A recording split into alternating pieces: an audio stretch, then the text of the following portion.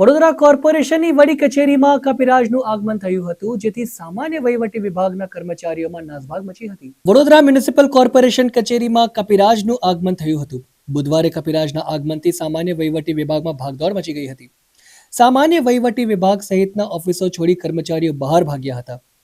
એક કર્મચારી તો મોબાઈલમાં દ્રશ્યો કેદ કરવા જતાં જ કપિરાજ ઓફિસમાંથી બહાર આવતા એક કર્મચારીને પણ ભાગવું પડ્યું હતું.